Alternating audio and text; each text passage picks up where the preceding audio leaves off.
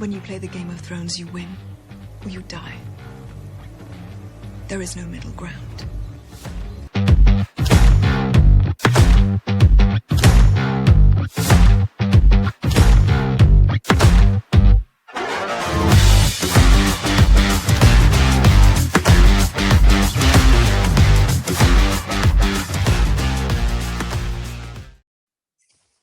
We're live.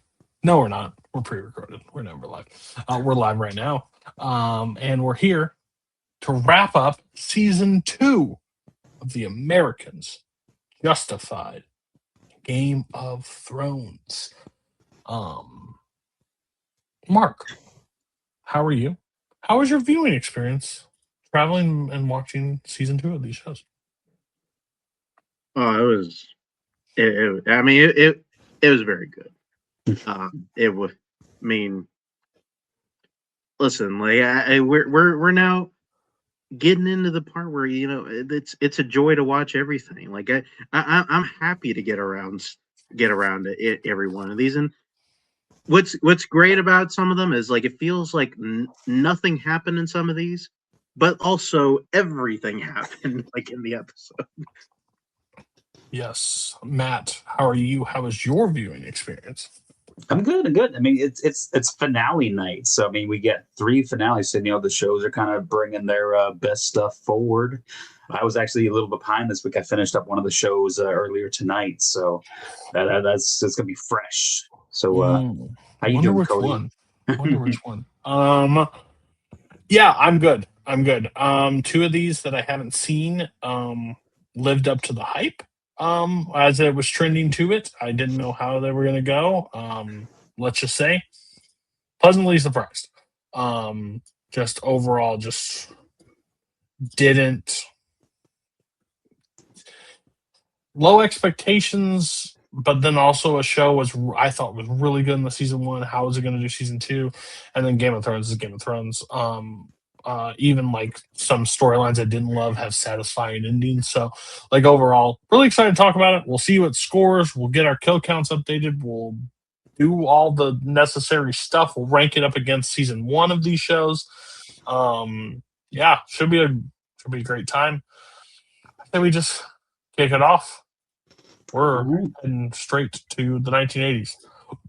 Let's jump with The Americans, episode 11, Stealth. Elizabeth makes a shocking discovery about Kate. Philip pursues a contract for information about the new stealth technology, and Stan continues his pursuit of the illegals. Dun, dun, dun. Yeah. So we got some stuff this episode.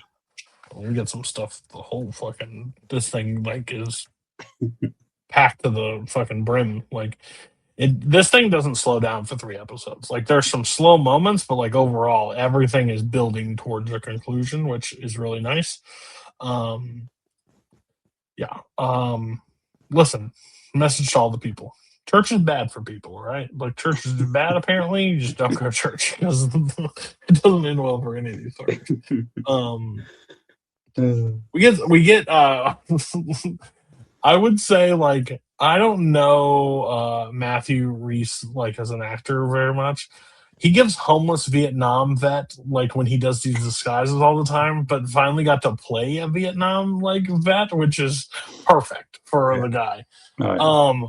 By the way, if anybody ever pays money for you, like $277 in 1980, call the cops on that fucker immediately. Like this isn't like, hey, here's $10 because I know you're struggling. I'll pay for your fucking prescriptions. That's a cocaine dealer. Get the fuck away from, or a Russian. One of the 2. Turns out it is, which is interesting enough. Yeah, but he finally his disguise didn't look like a 70s porn director at this time. Like he looked like a Vietnam vet, so I'm proud that they've upped their ante just a little bit. Yeah, that's pretty good. It helps that the guy was probably on like a whole bunch of medicine and stuff, so he probably wasn't looking too closely at stuff.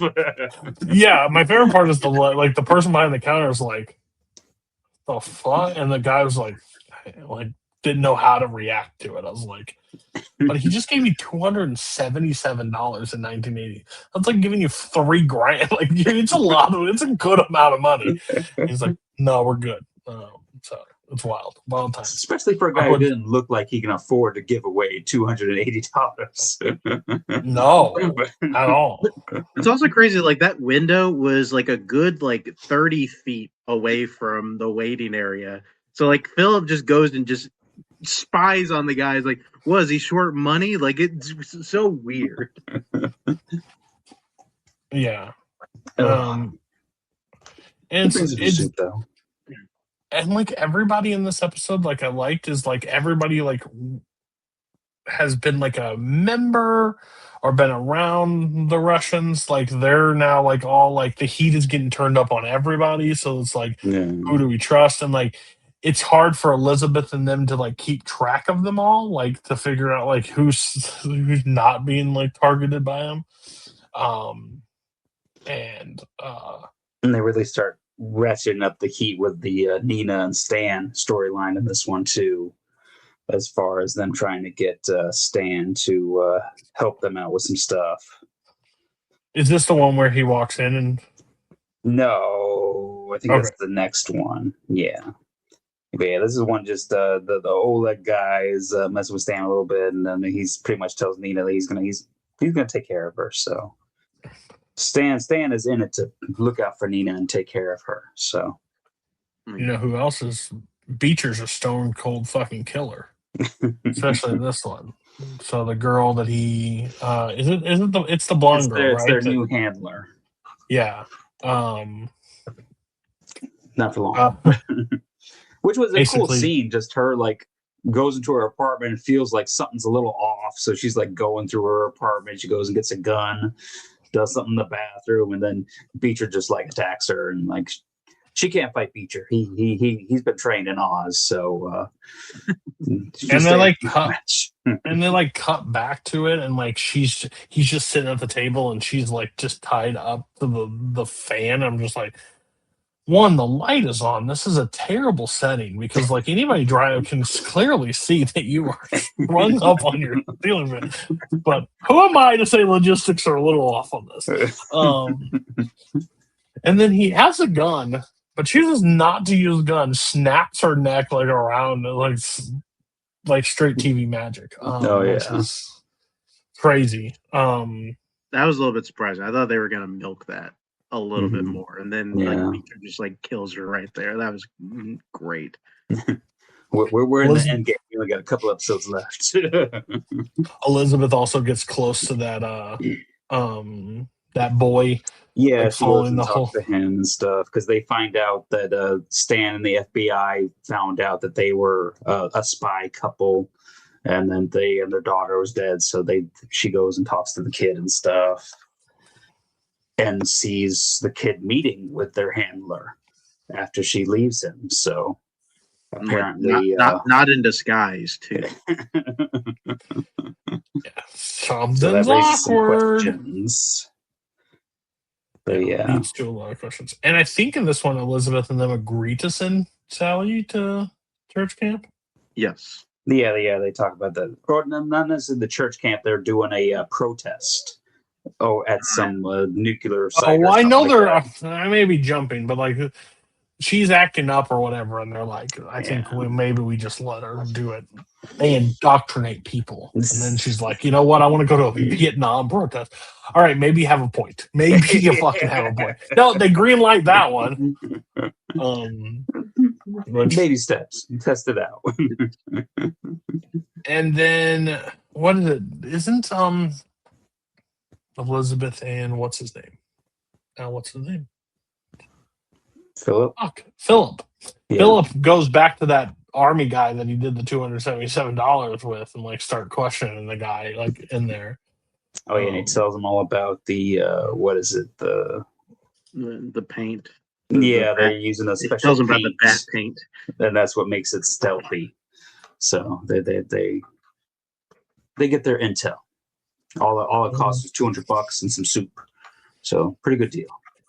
And Philip and Elizabeth break into their handler's house and find out like stuff written on the toilet paper roll. Yeah, As like to go get the kid. Yeah, so really good episode. A lot of action. Features a motherfucker. And If he was like that is not the drunk driver that I know from Oz. Like, I'll tell you right now, that's not who I remember. if he was like half as badass in Oz as he was here, I feel like I would have liked that show like a lot. Oh, he would be taking Schillinger. If he was any more badass than he was. No swatting on this ass, I'll tell you that much. gosh. Yeah, wild. Well, that was a good episode. Yeah. All right. Good setting up. Go ahead. No. I didn't want Mark to say there's Shanzel. one quick thing, like the guy like who was the army guy or whatever they got the information from. Like I feel like I've seen it like almost like half the things I see him in. He's dying of cancer. Like that seems to be like the thing he gets cast for the most. Like, hey, He does have that look about him.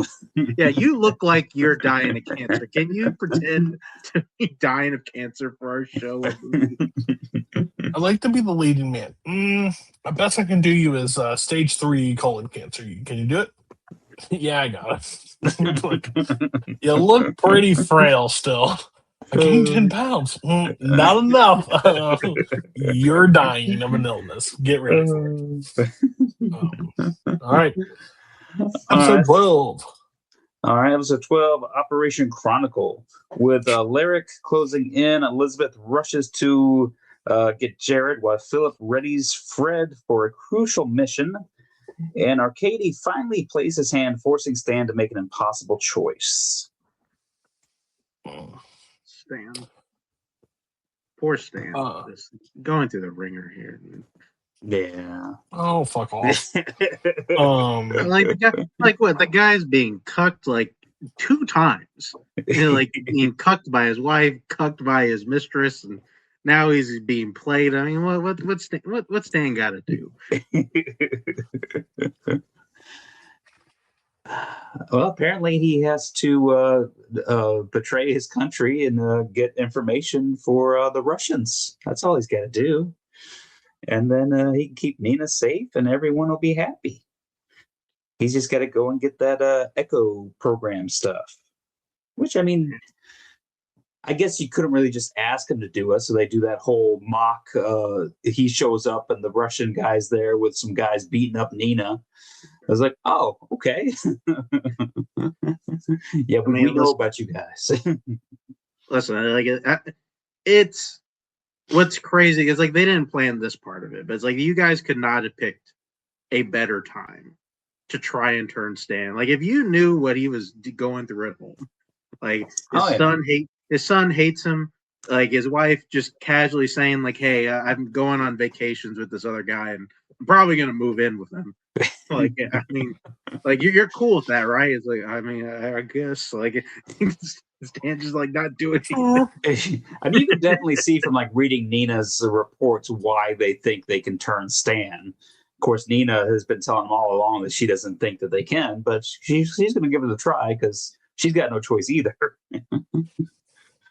Let me see. I mean, did we talk about? Sorry, my kid came to the door. Did we talk about the Philip and Elizabeth's phone call and Paige getting on the phone line?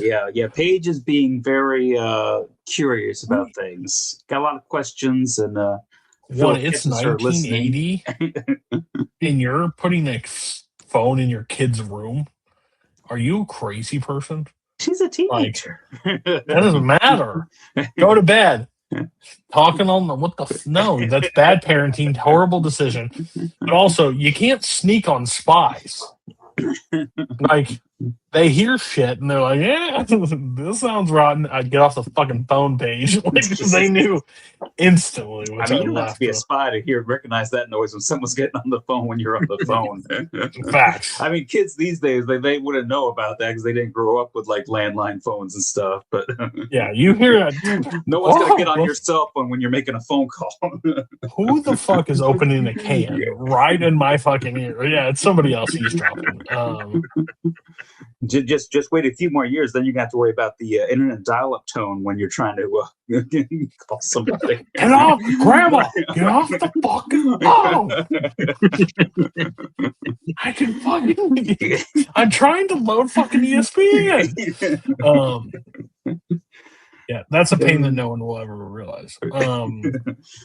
Yeah, so Elizabeth, she has to go and get the kid out of there, get him safe. So they pretty much pick him up, and I guess their plan is to get him out of the country. So they sent him off to the lady that was helped Elizabeth get better from her gunshot wound at the beginning of the season. That's right. That's who she was. Okay. Yeah. And then what else we got in this episode? I also love that the Philip does two things. He buys a car where he's like, I can't pay, and that no concern to me, no problem. Here's the car. And then he go and tells his crazy wife, second wife, that hey, I might not want kids. Yeah. Does that change things? Well, I don't know, Clark. Maybe it does. I'm not sure. It sounds like they've had that conversation before. She just thought that, well, hey, now that I'm married, maybe he'll change his mind, which that always works. Forgot about. And he's also she's taking real initiative now to help him out. She's just taking classified files off of that little robot that they got going around the FBI office, which I hope that wasn't something that they had happening in the FBI office back in the 80s, because people are just leaving confidential information on that thing. I also like there where she did because this is the episode where she points out that she knows like he wears a hairpiece. Yeah. Which we asked about that earlier, either in this season or the previous season. Like, how does she not know with the crazy sex that they're having? Did we talk about Nina? Yeah, we talked about that. That they're really putting the pressure on Stan to get the information on the Echo program in order to protect her. Yeah, it's, like his dumbass is probably gonna do it. And it's like, I got to say, Mark, you did kind of ruin this for me, because when Paige does go with them to do the protest stuff, and I see that freaking pastor, all I can think is Carrot Top now. Yeah. I was gonna sit there as Paige. I was like, just pull it once. Just let me know that it is real, because like it looks horrible. Mark does this all the time. Like, he doesn't say a lot, but he says shit that throws me off. Like, I can't watch NFL games anymore without every time they pull the rules guy in, and I'm like, fucking this guy sucks. Mark was the first one to ever bring that really up to me. This is another guy. Like, and Nina gets the shit beat out of her just to make it look good. Stan is in fucking hell. Like, I love it. I fucking love Stan being miserable. It is so good. It's just like, I had to make it look good. Like, oh god, this is. Oh, this is also where Oleg kind of breaks up with her, right? Because he just gives her like that envelope full of cash, and it's like, hey, like, if this goes bad, you probably just want to run. Yeah, he tells her like, hey, yeah, you might have to run, because the other guy kind of like informs him about like some of her other stuff that he wasn't even aware of. So I'm gonna let you know you could be fucked. So get the fuck out of Dodge as fast as you can. Because they pretty much told her that, yeah, if Stan doesn't come through with this, you're going back to Russia and you're going to face trial for your stuff. So let's go, Stan. No. Yeah. That's mainly the whole crux of this episode. Good episode. Yeah. No, and stuff happens in the next one.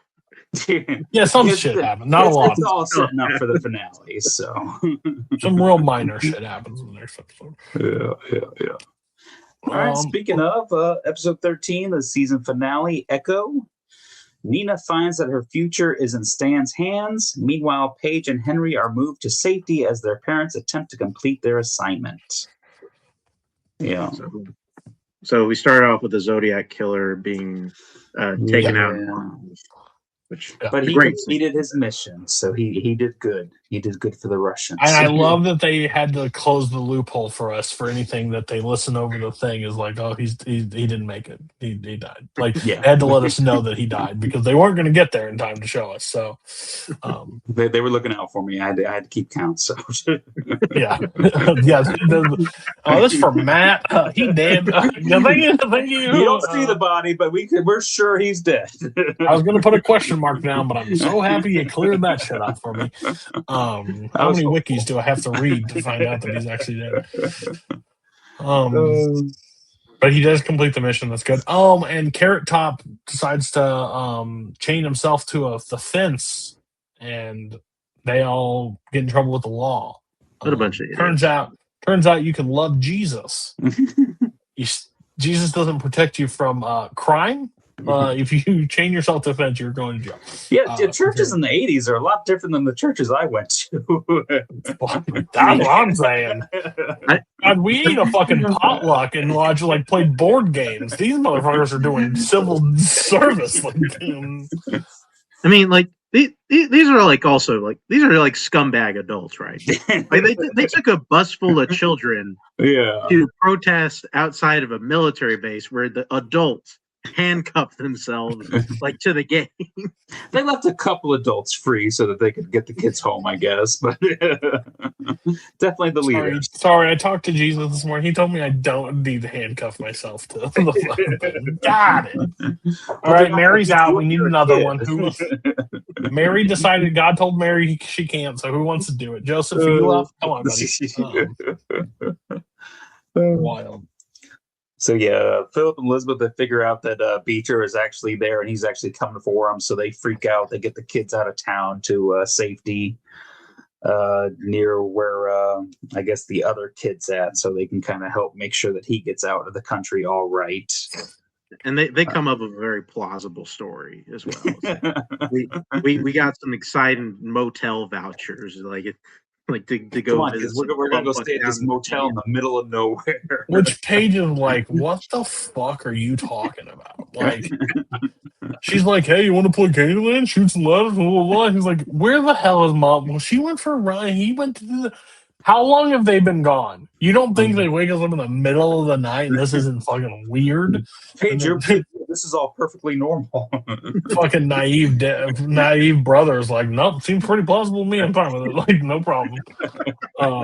It says the kid who's just breaking into his neighbor's house to play I video also games. love that Philip's over at her house and Clark has to like get a phone call and be like, oh, I'm so Uncle blah blah's lost and needs help finding him. I do want to point out that they did show that Martha does have a gun now, so I'm sure that's going to come back eventually. Clark is getting fucking shot. Clark is taking a bullet at some point. It won't be lethal because we need to get to the end of this, but he is getting shot. I want to put that on my bingo card right now. It's either that or it's going to be a sex thing. It's going to be one of the two. Oh, yeah, Sopranos. You'll know when it is too, because I'm going to literally put the Leo. When it happens, that's what I'm dropping. So when that happens, you'll know it's coming. 100% shot. But yeah, Stan is he's doing his mission to get the Echo information to save Nina. He goes and sees the program in action, and we see he's got a little spy camera on him. So I guess he videotapes everything. Yeah, he had to do that thing. I just was like, Stan, you're a bitch. You're a bitch. Oh, yeah, he's getting everything ready too, because he's getting her a little car too, so he can help her kind of get away from all this stuff and maybe eventually meet up with her one day so they can live happily ever after. That would have been the dream. But yeah, so Stan does go. He drops something off at the points where he's supposed to drop off the information, and Nina's boss comes in, is like, "This is what he dropped off," and it's just a little note that says, "Tell Nina I'm sorry." So Nina is fucked. Oh, fuck Nina! One last time. Oh, Nina, I hope you like Moscow. That shit's gonna suck. Oh, yeah. So then we see her getting sent off to Moscow, and Stan is just watching from his car. So I just kind of like I know where Cody is. Like, so I want to know if I'm the only one. Matt, were you happy that Stan did not betray the United States? Well, we're going to talk about that later towards the end of the show when we talk about a category I like to call Bad Guy of the Week. That's my guy. That's my guy.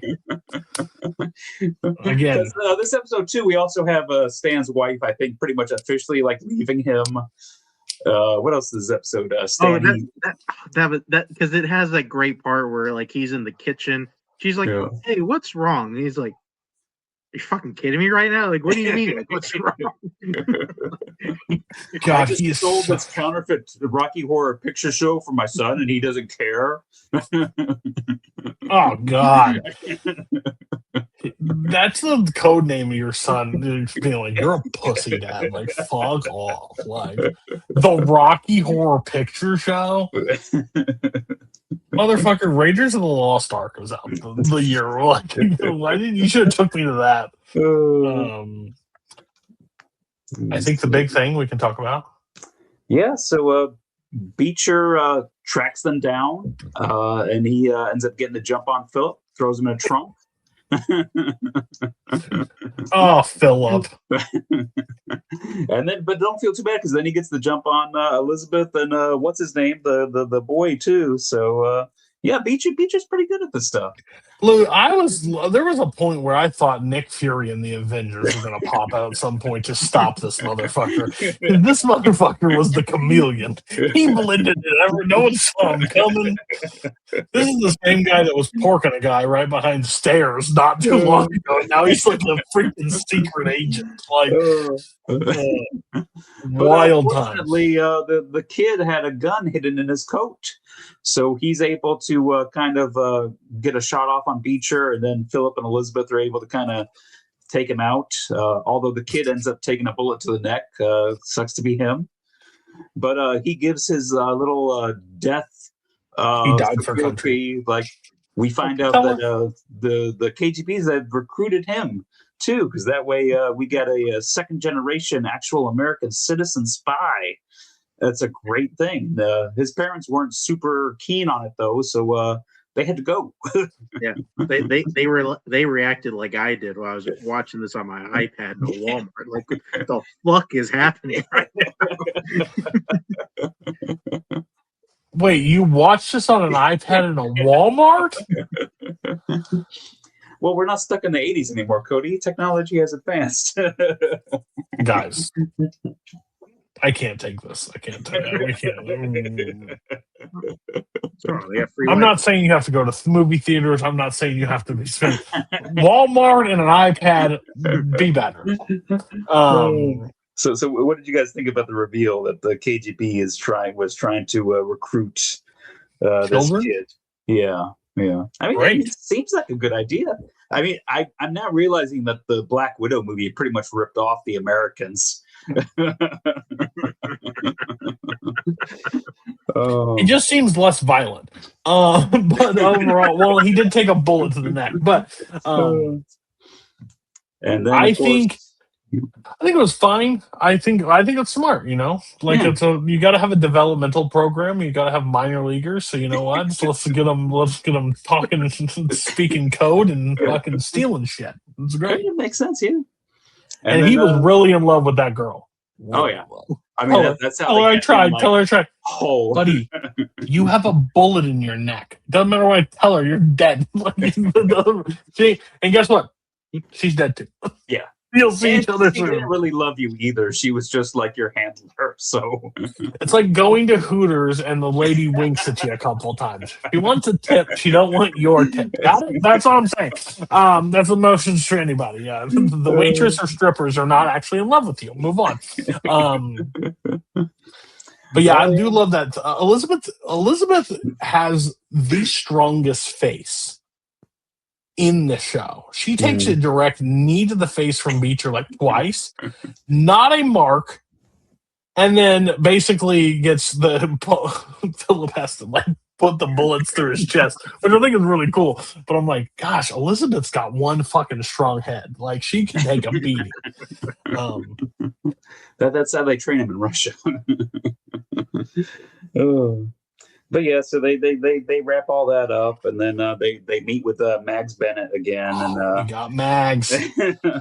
She tells them about that the center has been planning that, and that they want Paige to be the next candidate for this second generation program. I mean, talk about learning from your mistakes. Or like, listen, our problem was we didn't, tell the parents about it. Like, we're letting you know up front that we want Paige to be it, and and also this is like an order type thing. Like, don't think you have a choice, but we're telling you, so it's all good. Oh Yeah. And we're not dropping this on you. We're giving you heads up. But like, we're gonna need you to fucking do some shit. Right? Yeah, you got time, but put a little hustle into it, if you will. Yeah. Don't need your answer right now. Just into business Friday. I mean, you don't really need to answer because it's gonna happen. Yeah, it's gonna kind of happen, but like, get your shit in order. If I should, it would be cool if you were cool with it. Yeah, this will all work better if you agree. Because the last parents that didn't agree aren't with us anymore. You remember that letter you burned? We're gonna burn your letter next. All right, now, thanks. Can you do that for me? Can you move along? Yeah, but yeah, Philip actually goes and meets with like the embassy boss guy and says, "Hey, stay away from my daughter," and all that stuff. It's like, you know who I am, and stay away. That's cute. Then Philip gets home, and like fucking Elizabeth is like, I've been reading through the pamphlet. It sounds like a good program. It's better than church. Yeah, they indoctrinate their kids. What are we going to do? Mother Russia. All right, let's go. So I see we're setting up the conflict for next season with Philip and Elizabeth kind of on opposite ends of that. So that should be interesting. No, they disagree. Fucking wild. Oh. But yeah, I think that was a really solid finale. Solid finale. For what they had to keep up with last and stay interesting, bold. I'm very, very pleased. Oh yeah. All right, now let's get to my show. The what now? My show, yeah. My show. At least for this season, my show. All right? All right, so we're going to jump over to Justified, starting out episode 11, Full Commitment. Raylan tries to find out who tried to kill him, but the investigation leads to an unlikely source. Meanwhile, Dickie retaliates after Boyd stakes his claim on the Bennett clan's marijuana business. Oh my god, this episode killed me at the start. Fucking dweeb is standing in the fucking room and fighting. Raylan just got shot at, almost killed both of them. He's in there fighting, and they're like, "No, I don't trust you around him. I think you need to be safe with me." And blah blah. And Raylan's not listening to a fucking word anybody's saying. He's just staring at this guy, ready to just walk across and punch him in the face. Like, listen, I've had about enough of your fucking mouth, pal. Oh god! Like, this guy doesn't he offers nothing. The fact that he got it, Winona, it's crazy. Like, that doesn't make any sense. It's just she was trying to go in the complete opposite end of the spectrum as Raylan, and she found this guy. And it's kind of a fun back and forth with like Raylan, and they're like, "No, we're putting somebody on you. You're gonna have to be protected." And hey, we're gonna put Winona and him and the girl cop will be on this one. We'll all watch together, and that's how we're gonna kind of handle this stuff situation. And Raylan gets to the apartment, and he's like, "I'm going to the bathroom. I'm not the climb out the window type. All right, well, I just don't want to be chasing you. That will come later. I'm tired. I'm going to bed." So that will come later. Yes, of course it will. But right now, no. You'll know exactly when it's about to happen, but it ain't happening right now. Thanks for the heads up. I appreciate that. Raylan warns Tim, and then he still just does it later anyway. It's like, yeah, I want to go get some ice cream for breakfast. It's like, how come we had to go past 3 different stores to get here? It's like, they got the good ice cream here. That's fair. But yeah, that was a good scene. And then then the guy is still trying to apologize to Winona and is like, I'm sorry for all the stuff. And she's like, not fucking interested, pal. Like, this isn't working. What do you want to take out another mortgage? And then we get a really good scene with Raylan goes to see Mags, and we see that the locals aren't really super happy with the deal that she made with the mining company. They kind of messed up her store a little bit. So she's having a day of it, but they're all on him. Mm-hmm. Like, my boy, you killed my boy. But she made an agreement with Aunt Helen. She's going to keep the peace, so she wasn't involved in this. And then Doyle and all his police buddies show up to kind of show Raylan kind of like, hey, this could easily happen right here, right now. But Mags calls him off.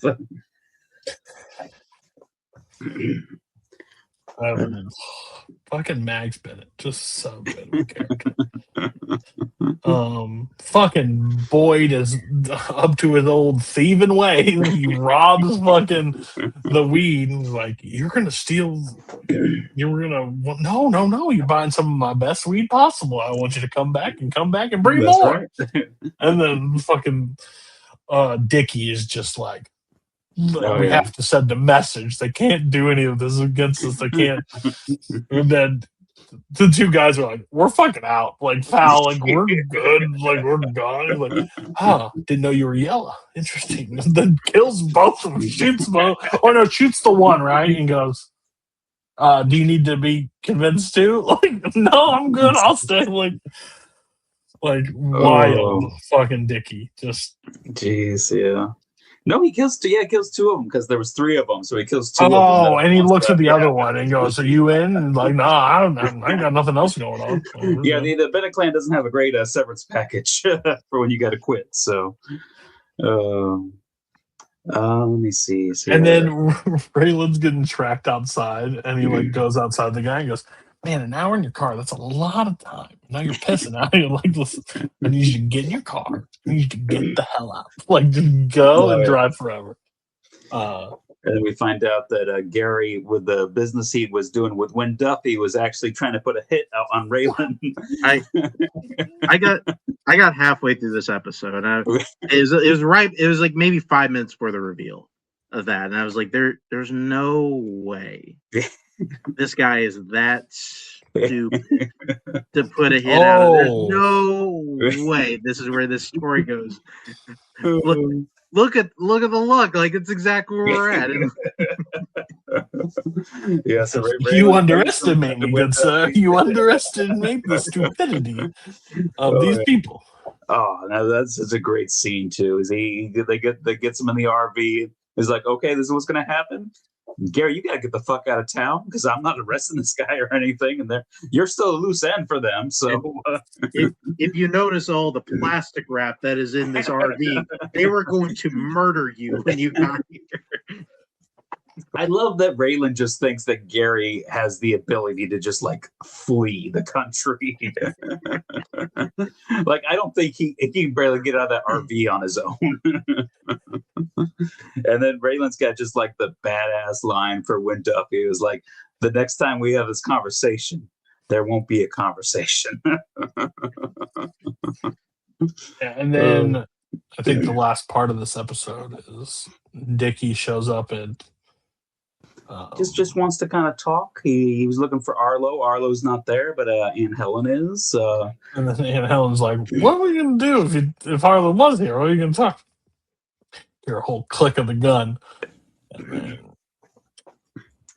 Yep. Gunshot goes off by Dickie. We don't know if it hits anything.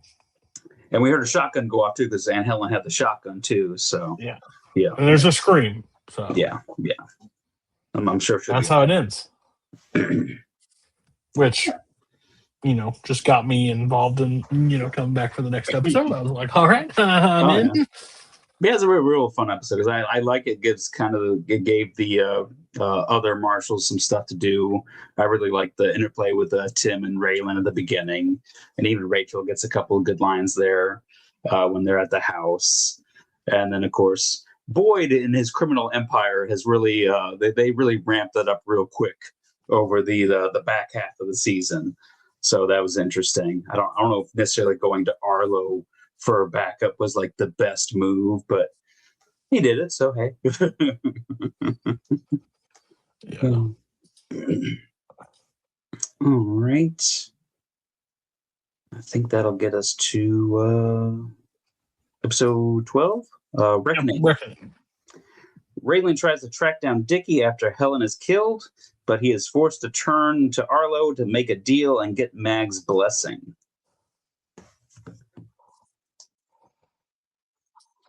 Yeah. So basically, we're learning that Mags is putting this Pike deal above all else. She doesn't really care about anything else. She doesn't want anything screwing anything up.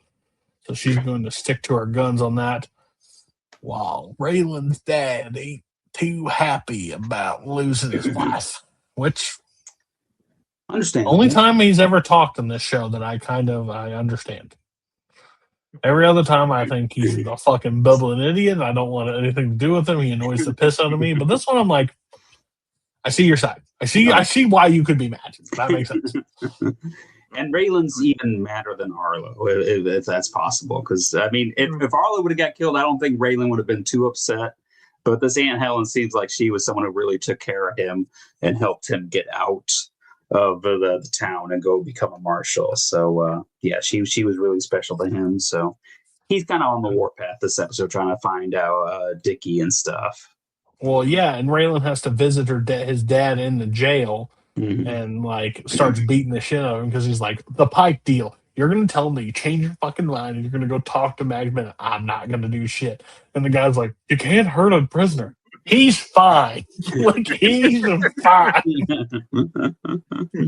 He is not fine. He is getting the shit beat out of him already. Yeah, so Mags and Dickie and Doyle, they come up with Dickie comes up with the idea, and Mags and Doyle kind of have to go along with it to kind of. They have a perfect fall guy, is the guy that Dickie was with.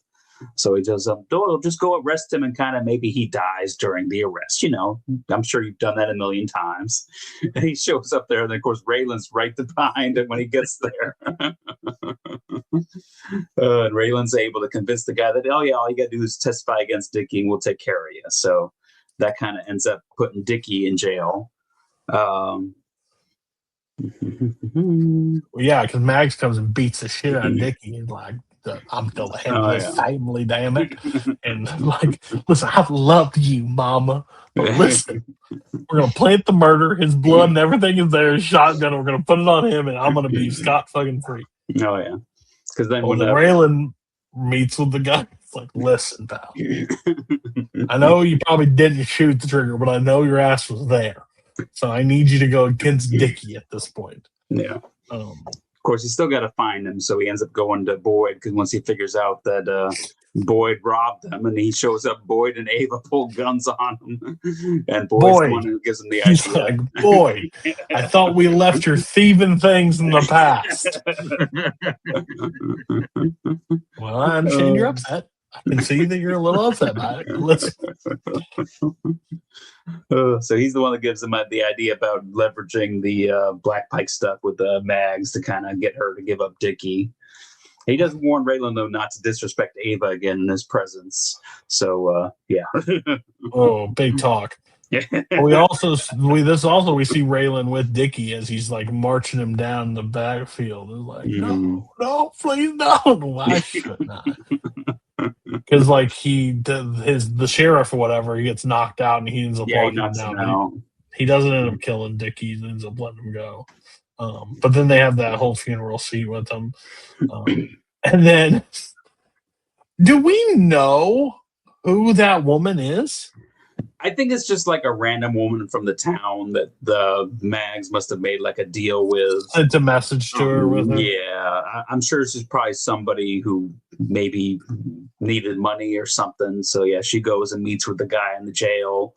And then all of a sudden, he changes his tune. He's not going to testify against Dickie. He's going to say it was all him. So Dickie is free to go. Yeah. And Mags pretty much Mags they get him out of jail and say, hey, we're gonna have to take care of this situation once for all, pretty much. I mean, her Godfather Part 3 turn, happened pretty quickly. She realizes that at the end of the day, she can't change who she is. The money I'm sorry, Nikki. for the grandkids and stuff, but yeah, she's gonna have to ride it out. Should have just grabbed his face and be like, I know it was you, Fred. I'm sorry, Nikki. I'm sorry. You had to take the fall. My bad. Everything's coming up Mags, baby. That's what I expected it to be like. Oh man. I'm telling you right now, of a one season character like that has happened so far that has only been in one season of this show. If you compare that to one-offs, Max Bennett is pretty high out there as a character. It's crazy how if you replace her, this season could be not good at all. If the main villain of the show is not good, like if Dickie was the main villain and not Max, right? If it was just Dickie and he has got that switch that can just flip on a dime. It's just interesting and so good. That's why I'm infatuated with this character. I think she's so good. All right. Mark, did you disagree with the comments I was making? You looked either like you had to fart or you were disagreeing with me. One of the two. I mean, I was trying to think just in general. She's no Brother Musan or. Well, that was the thing. Have we done a ton of shows that had where they had just guest roles in the season? Yeah. I mean, we done a handful of them. Not everybody from The Wire. That is that's on the opposite side of The Wire.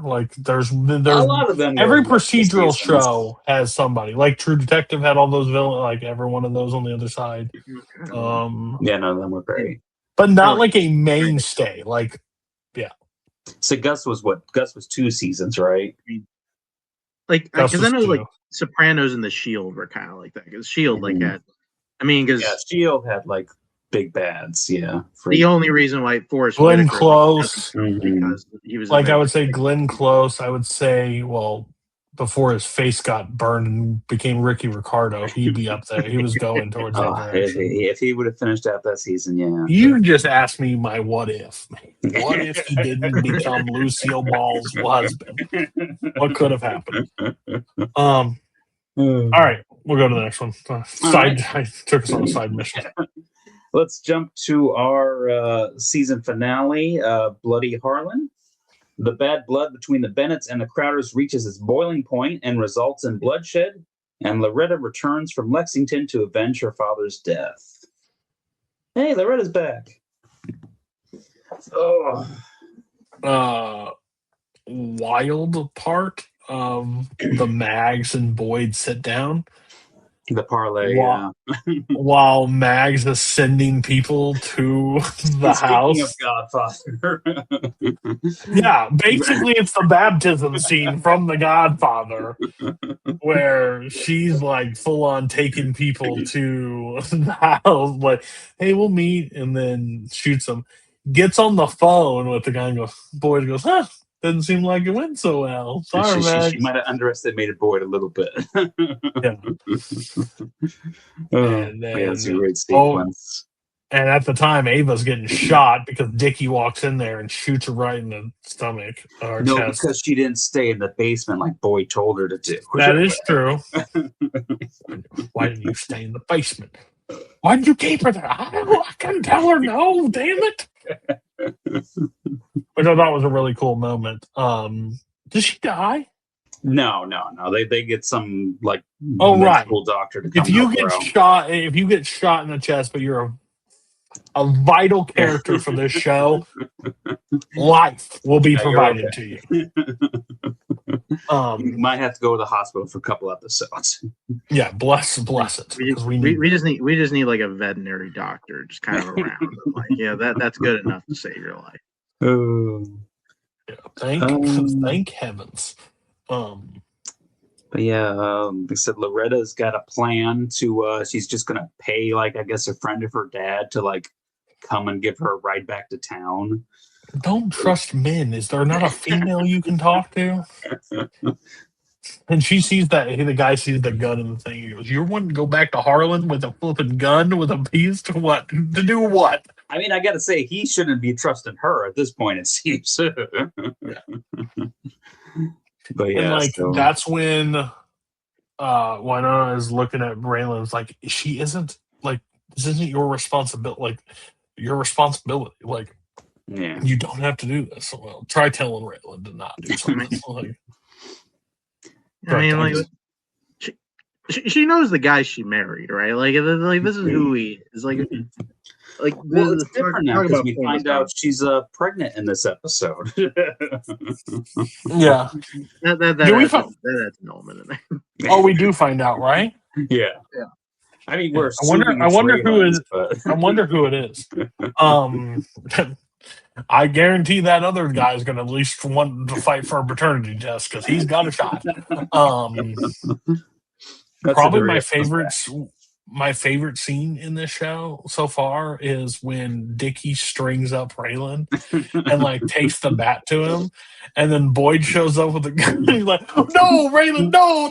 He's like, "Ain't my problem. Hey, I ain't the one pulling the trigger, but I ain't gonna be mad when he does. Like, I'm good."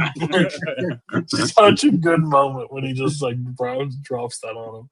Except Dickie reminds me that, "Oh, you still need me." So it's like, oh yeah, he's like, Raylan, you need me because you're never gonna find her without me. Like, you gotta have me. And like, sorry, he looks at Boyd and goes, "Boyd, I'm sorry.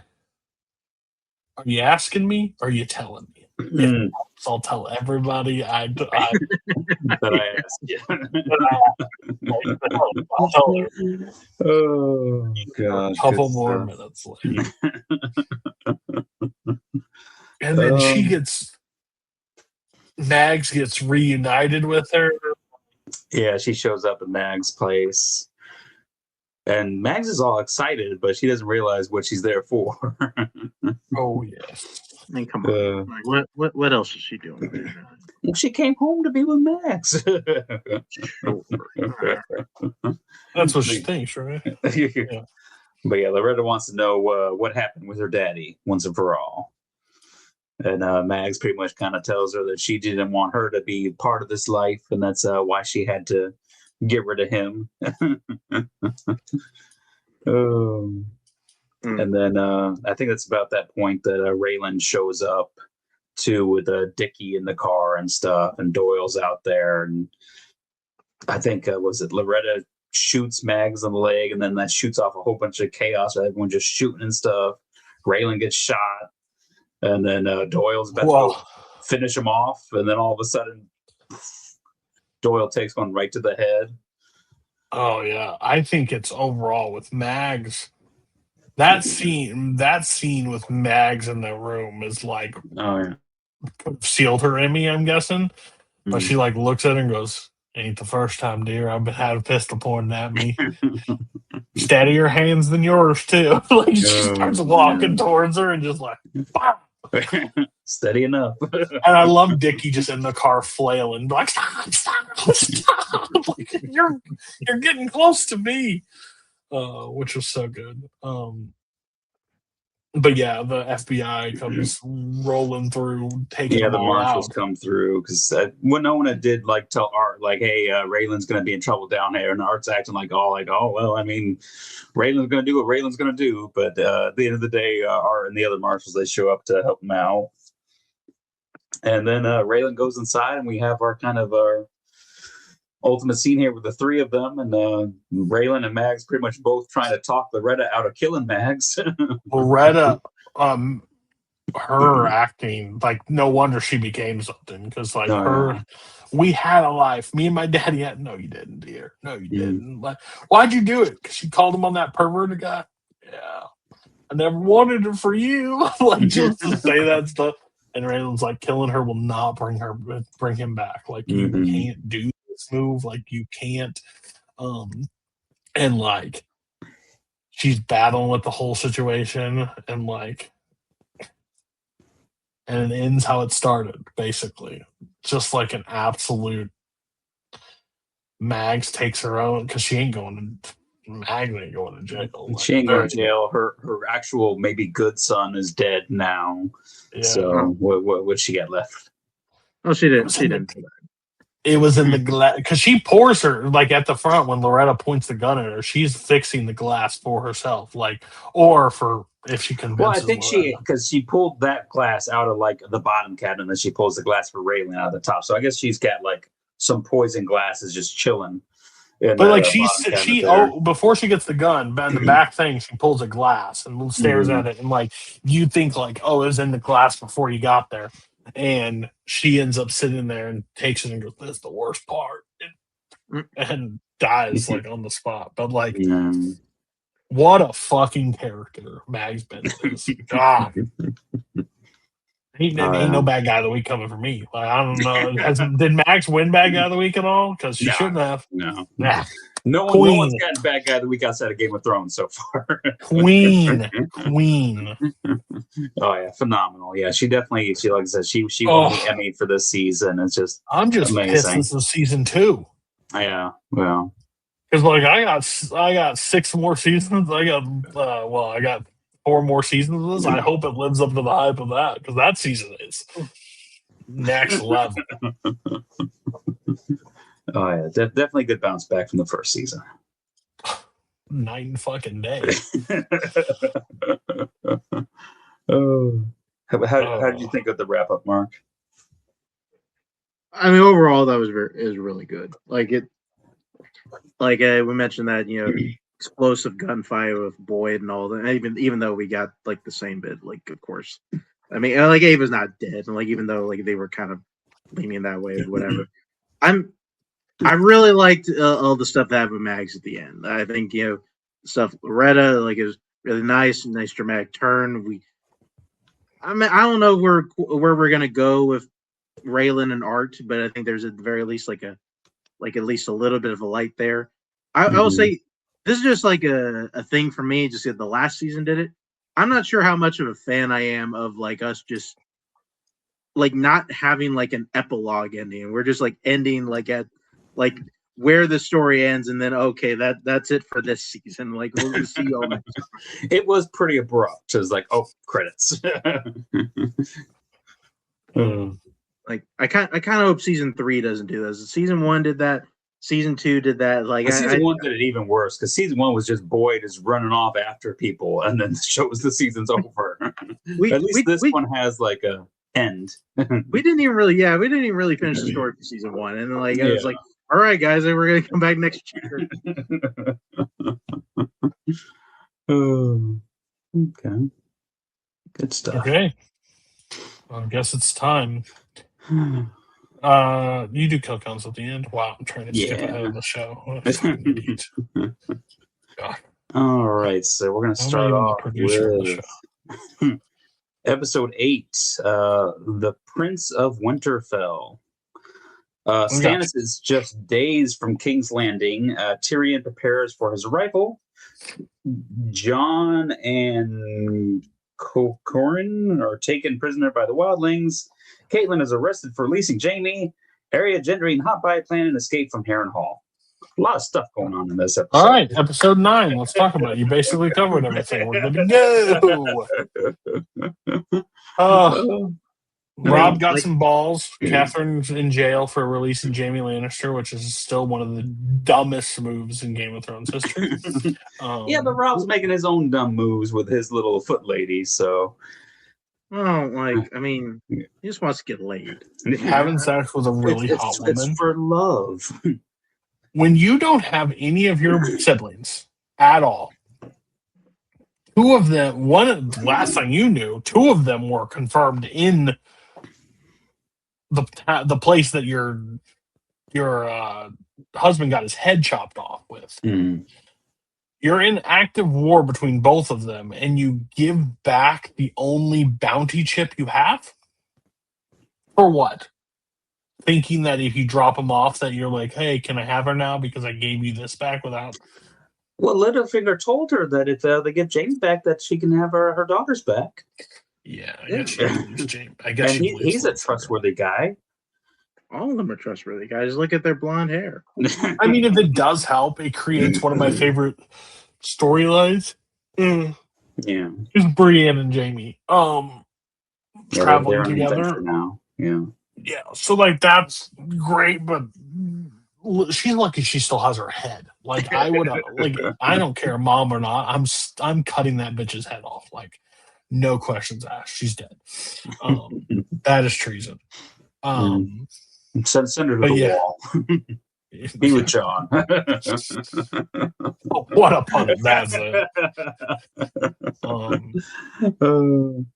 But yeah, we get what else? There's a nice scene with Theon and his sister, where she pretty much says, "I need to get you out of here," because she doesn't want to see him die. I mean, she doesn't really like him a ton, but he's still her brother. So, I mean, I gotta bring this up just because I mean, what are the Iron Islands doing?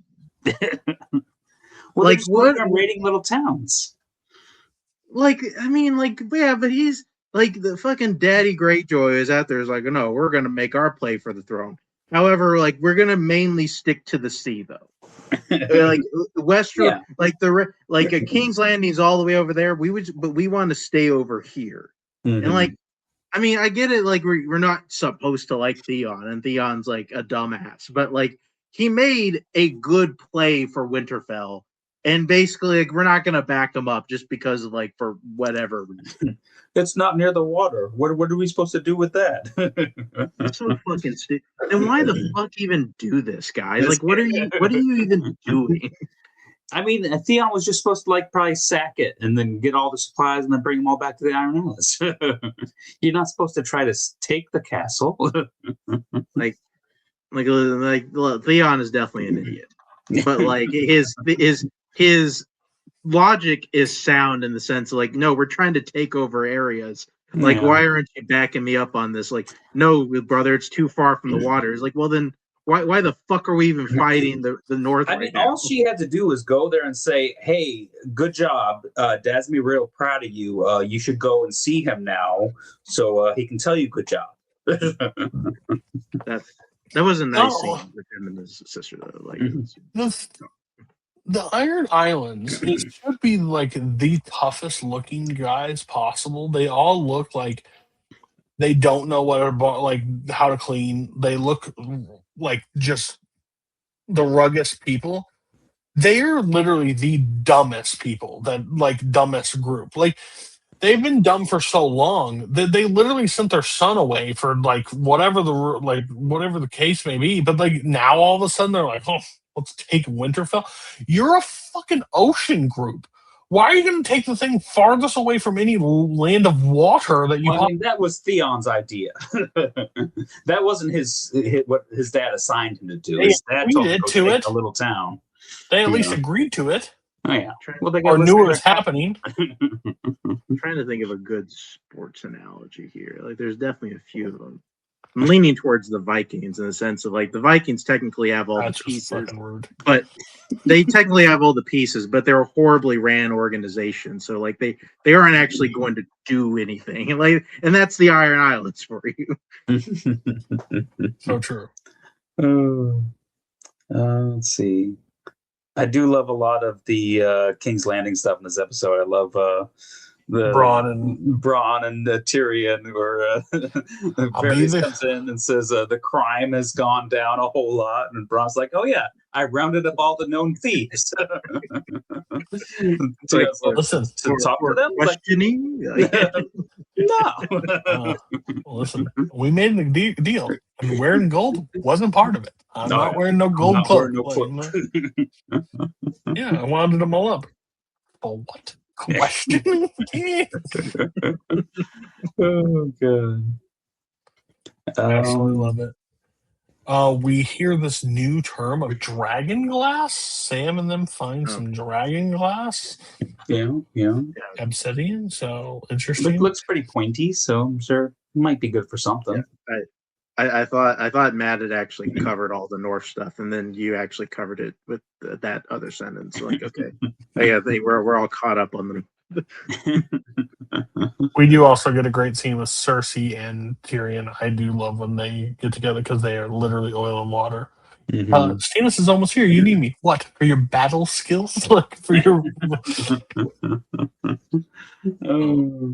But she found Tyrion's woman. So then she's going to be beaten a little bit. But she brings her out, and it's not Shay. It's the other lady who's all over the place. Yeah, in the the first redhead. couple seasons. Yeah. And Tyrion's like, oh yeah, oh no, you found her. Oh man, shucks. Shoot, darn. You got me.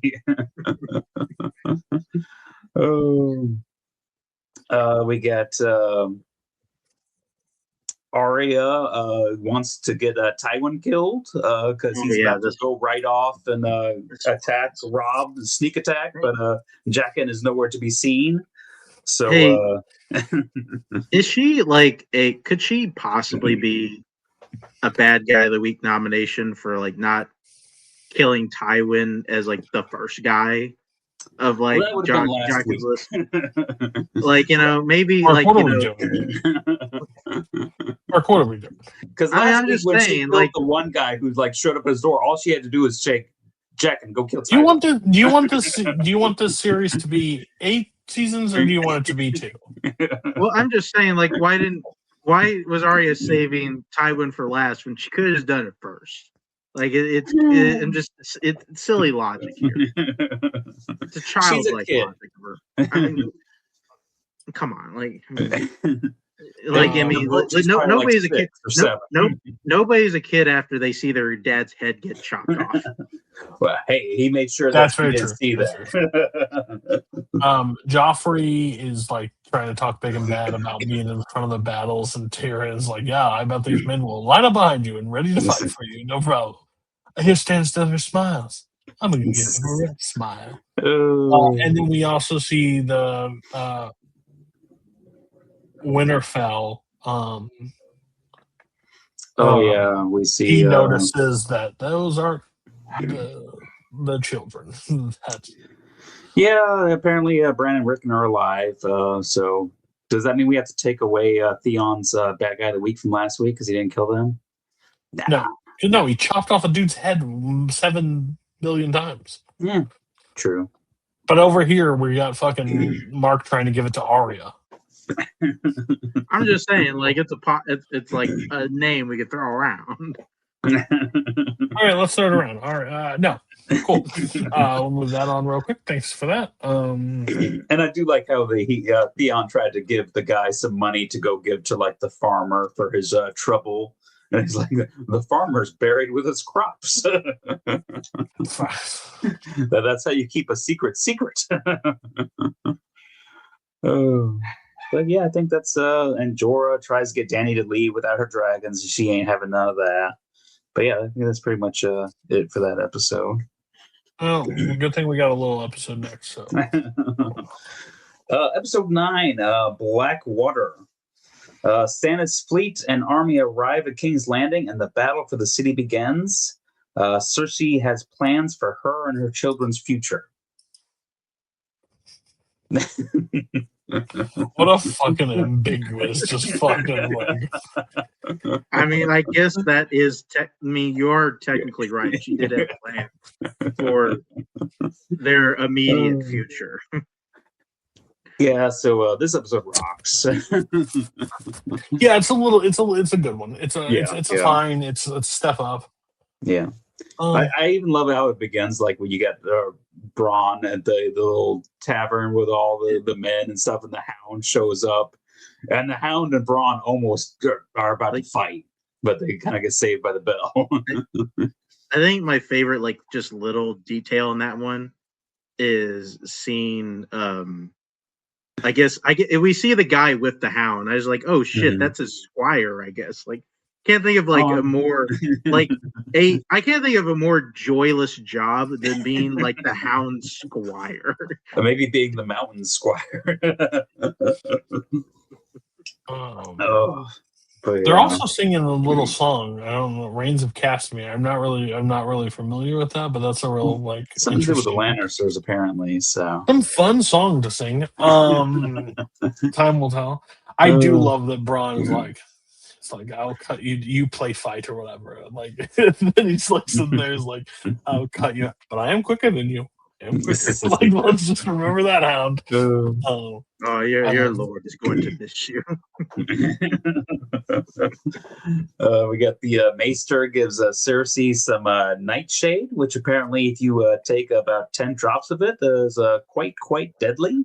So that's a good plan B, I guess. I thought you just go to sleep. Well, that's like 2 or 3 drops. You just go to sleep. Yeah, I thought it was like an Excedrin PM. Like that's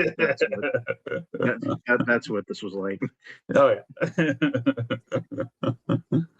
And then I think that point pretty much that's when the boats all show up. I do love the scene with Joffrey and Sansa. It's like, yeah. what is the sword he called? What does he call a sword? Oh god, what was the sword called? Heart Eater. Heart Eater. Heart Eater. He's like, yeah, he's kiss it, and then I'll have you kiss my uncle's butt. So you'll be in the front of the battle. You'll be battling. Yes. Oh, are you going to kill him yourself? If he gets stupid enough, my brother fights in the front of the battle. Well, maybe I'll come and kill you. Oh, interesting. And then he walks away and goes, he'll be back. The bad ones always live. No, yeah. He will not die. It's like what she says to Tyrion. It's like, I pray for your safe return. It's like, oh, really? Like, as well as the kings. Oh, okay. Gotcha. Shit. So you definitely don't mean that. Would you guys rather be out in the front lines or stuck down in the basement with Cersei as she's getting drunker and drunker? Oh. I think I would be the Hound in this episode. Oh, man. Especially near the end of the Hound thing. That's what I want to be. I do love that part because as cool as this battle is, I don't think it gets enough credit for how those small moments leading up to the battle are just as cool. Like, yeah. Cersei dropped the fake facade of like everything's fine. She's like, they'll come in here and they'll rape us. They don't really give a fuck who we are. Like, you don't get a choice in the matter. And like, oh, should we sing a hymn? Oh, fuck your hymns. Like, it doesn't really matter. Like, nothing's happening here. And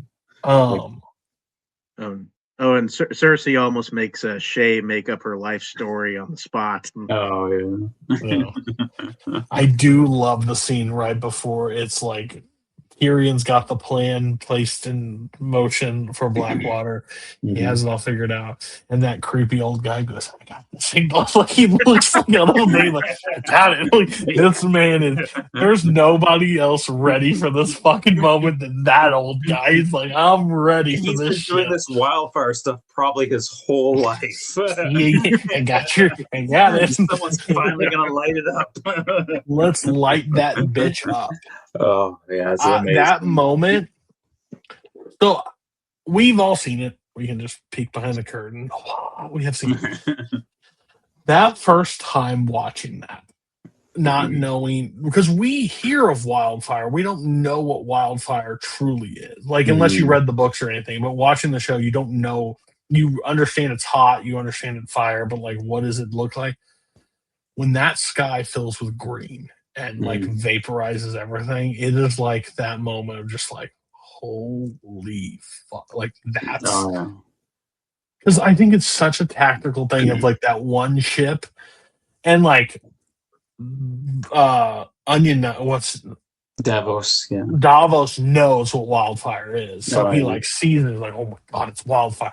Well, now you know you have no fucking shot, and this stuff's just been pouring out of the ship the entire way it goes. And Bronn lighting that thing up. That arrow flying in slow motion to where it hits. such a fucking cool like, and just the moment. And that reaction of everyone too, especially like the Hound when the explosion goes and you just see him like, because I imagine like the heat, you probably feel the heat from that probably at the well, it castle incinerates too. people instantly, and then some people just get it burned on them, and it's still like raining through the night. Scott like hitting everybody, and it's taking people out, and then you have this overall. And the thing is, that is just the start of the episode. Like that's crazy. Like this moment happens, and it's not the end. It's not like near it. It is directly. Oh yeah, that's just the like, equalizer. Look, 24 minutes into the thing is right when he like brings him the torch and it's like, I got your fire. Like he's ready to light it up. It's just Davos goes flying, but Stannis, oh, we can either regroup or go. Stannis like, fuck it, we're going. Let's fucking fly. We're already here. I just lost half my people. Might as well just go in. Yeah. Oh, jeez. It's such a cool scene, like everything. And I love that they like cut back to that whole part, and they're just still sitting in the chamber and just like, yeah, it's just they're talking and everything. Like their whole night sky just went fucking up, and they don't even know. And Cersei tells Lancel that, hey, you should go get Joffrey and get him off the front line. Yeah. But yeah, then we get pretty much just the battle begins. It goes crazy. The Hound is, ever since that wildfire went off, he's kind of going through some PTSD almost, and he's like starts freaking out when he sees fire all over the place, and he ends up storming off. I do love Sansa's Cersei, and like Lannis comes in and is like, hey, bring me my son. But he needs to be on the front. I don't give a fuck about like she's just like, I don't care. Like bring him here. Like and she's like, oh, maybe that sex didn't mean anything between us at all. Like, he doesn't care you at all, pal. Oh yeah. Yeah, the Hound is like when he goes out there. Well, there's that whole scene where they go out there and start destroying, but why he's out there, there's more fire around him. And they're launching fire bows. He's getting around it, and he's just like, I'm fucking done. Yeah. I'm fucking done. And I love the rain's pouring. He's sitting on the thing, and they're like, get back out there. We need you out there. Your king needs you there. Fuck the king. Fuck everything. I'm not fucking doing this. Fuck the realm. Fuck it all. Like, which is so true. Like, why would I fucking die for years? Oh, yeah, definitely. And it's not too long after that Joffrey ends up leaving the front line too. It was like, oh, my mother needs me. Gotta go. Bye. And you can see instantly, like the people clock him leaving, and like everyone's like, oh, okay.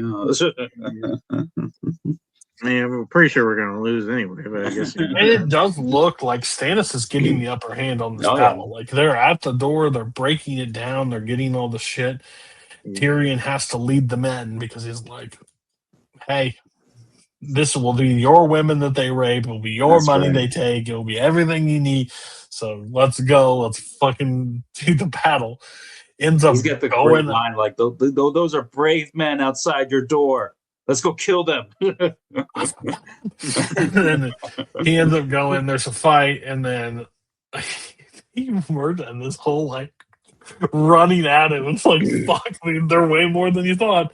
He takes a blow to the head. Blood down. Cut. From someone on his side, too. Yeah, from Kingsguard. Yeah. That was the direct message from somebody else. Thankfully, his squire's there to save him, so it's good to have a good squire. Oh, and Tyrion has that moment where he fucking cuts the guy's like head, like, or it's not Tyrion. He cuts his leg. Yeah, cuts his leg off. Yeah, Stannis cuts that dude's head like right in the middle. Yeah. It's such a cool moment. Oh yeah, they went all out with this scene. Then pretty much so Tyrion's down and out. So Cersei sent that message to the Kingsguard to take out Tyrion, right? Like, that's pretty much. I mean, her or Joffrey is one of the two. Yeah, one of the two. Same. I put my money on Cersei though. Yeah, and then we get to Cersei and the God, what's her son? Tommen. Yeah, Tommen. Yeah. They're just chilling on the Iron Throne, and she's telling story time. She's got the Nightshade ready to give it, but then all of a sudden the tide turns outside. We got massive force shows up to Horses. kind of help out. Yeah, horses. We got Loris walks in, saving the day, and then Tywin's there. So hey, Tywin and Loris, they all join forces and save the day. Stannis outnumbered now. He has to tactically run away. I mean, Yeah, he technically got over the walls. Yeah, I mean, yeah. he was over there for a little bit. And then everybody's retreating. And he's like, "No, fight! No, we're done." Not And today. then he gives her the great message. They drop the nightshade. It's over. And then her dad walks through. It's like, "Battle's over. We have won." Which shows how hard it is to take King's Landing. Like, King's Landing is not just one entrance in and you got it. Like, it's a hard thing to overtake. And they take it and they win. I think what's nuts about this is that technically the bad guys won in here, but you still feel good about it, mainly because like you don't like they still have enough people on their side. It was like I don't really want the Hound to die. I don't really want Tyrion to die. Yeah, like, they do. I guess Sansa was in Sansa's in no real danger anyway. But like she could have been caught in the crossfire.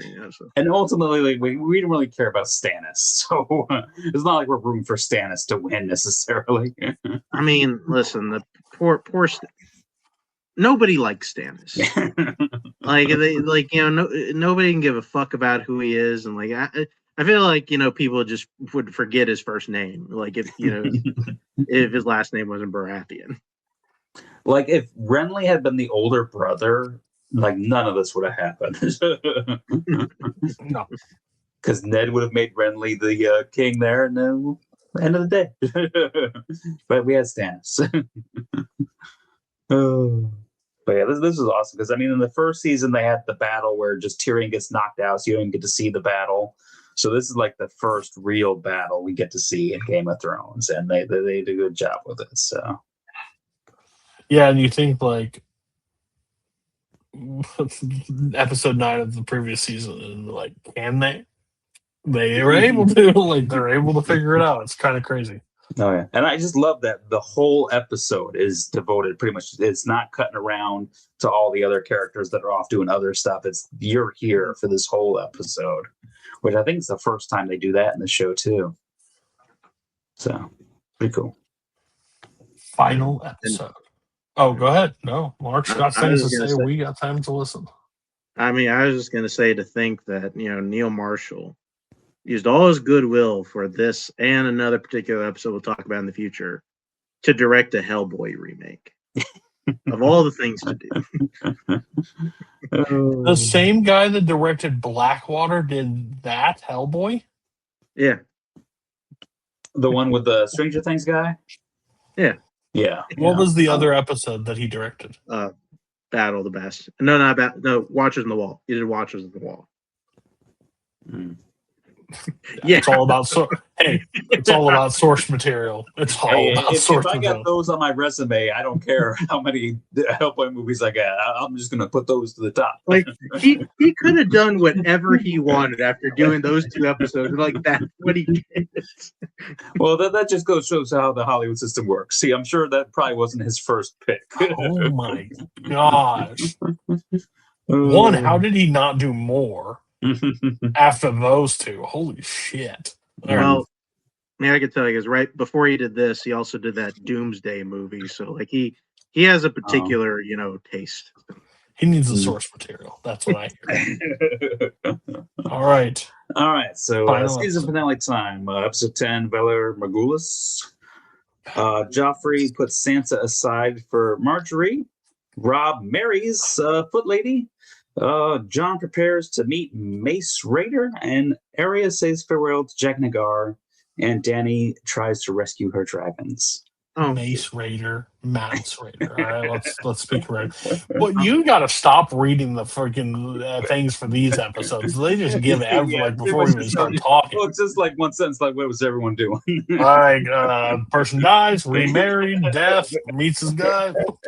We're good. Why watch the episode? Fuck it. I guess we didn't actually bring up that that Jack and Agar like helped them escape. I don't think we actually brought that up. And Yeah. He wasn't there to kill Tywin, but he after she to go support Mark's Arya as a bad guy of the week. She named Jack and Hagar as the third person he had to kill, and he's like, "Please unname me." It's like, "Fine, I'll unname you, but you have to let me escape." It was a little bit of a dick move. I do love that Tywin has not gotten off that horse since they won. He's like, I'm riding this fucking bitch everywhere. Oh yeah, the guy cleaning the castle loves it too, where he's got all the horse shit to clean up. I understand he's hand of the king, but can he stop riding it everywhere? There's so much shit. But all of us like protector of the city and the savior of the city and the hand of the king. And I love when he takes. He's like, "Thank you, Your Grace." Like, cool. That would make the third season so much better. Is that every episode is just him on the horse, just going through the castle, with those little hand meetings and stuff. I do love when Marjorie's like, "I would like to join our houses. I would like to be having fun." And Sansa like walks around and smiles, but then Littlefinger gives her a little bit of message. Now he can do whatever he wants with you. Like, you're not protected by that shit anymore. So. And I just love that whole performance piece that they put on about it. Was like, oh, but I'm already to Sansa, so I can't do it with the gods. And Cersei's like, oh, he was a traitor. They wouldn't hold against you. And the Maester's like, oh no, I've consulted with the High Septon. You're good to go. It's like, okay, well, I guess I can marry her after all. I will listen to the will of the people. I am a just king. Dude, that moment, this episode with Varys and the redhead prostitute, Princess Sarah's like, "Oh yeah, you come here for things," and he like she puts her hand between his legs. What, surprised? Like, no, you should be scared from this. I know who you are. I know you work for Littlefinger. But I want you to start working for me. Like, basically, was like, she thinks she can convince him, and not so much. They really set her up to be like a much bigger character now, because I mean, she's been pretty much in and out of a bunch of storylines the first two seasons, and now she's going to be working with Varys apparently. So we'll see what happens with her next season. Yeah. Oh, we got a legit jump scare. This one where Tyrion wakes up from the battle and he sees the Maester guy like looming over his bed, just grinning at him. Yeah, apparently he's not going to get a whole lot of credit for all that he did to kind of help save the city and stuff. Yeah, he wakes up and he's like, wait, this isn't my room. Well, you don't really need a big room, do you?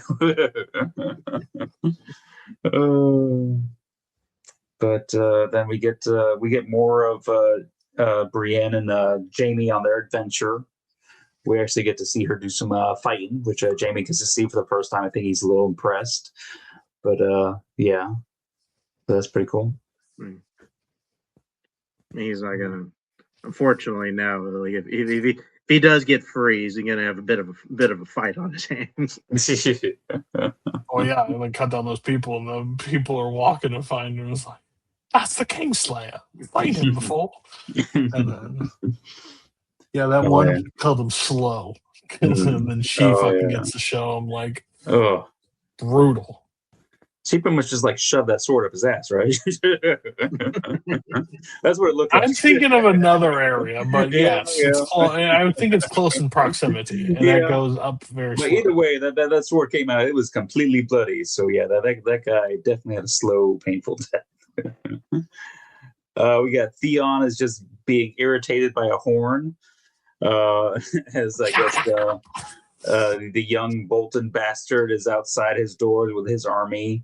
But Theon does give a pretty good speech to kind of get his men ready to go out there and die fighting for their honor and stuff until it's cut short. But that was fantastic. I love that. I honestly, I love every bit of Theon's thing. Like, it just mainly like where it starts here is so good. Yeah. Like he's just. I mean, he's just. It is just the classic tale of looking for approval in all the wrong places, and we don't see like the immediate regret really for most characters, like kind of where most characters don't really realize that they clearly made the wrong decision like way back. And Theon has, I guess, the unfortunate like it unfortunately he realizes it kind of the moment after he does it that he made the wrong call, and now he's Mhm. gonna just kind of have to suffer in that, Oh, yeah. realizing that he looked for the approval of the wrong dad.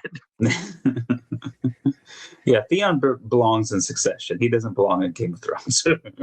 He's fucking Connor. Should just sit in the fucking corner and accept the money and shut the fuck up. Like that's what I think. Well, and they turn on him so fucking fast. They knock him out and put a bag over his fucking head, and then the mason, whatever he gets stabbed and fucking killed. Yeah. And I'm sure once those Iron Island guys walk out the door, it's all aces from there. Yeah, only Leon. Be honest with you, it can only go up from here, right? I'm sure they're going to take him home to his dad, and I'm sure everything will be fine. But we'll see. Shay, she's a real one. She's there for Tyrion. She's like, I don't care that you got a little scar. I think the two of us should just run away together and go off and be happy. But Tyrion's like, no, I want to stay. I'm good at this. So yeah, but she was going to take care of him. Future bad girl of the week. Listen, I want to say this. I am not the biggest fan of the Dany situation this season overall.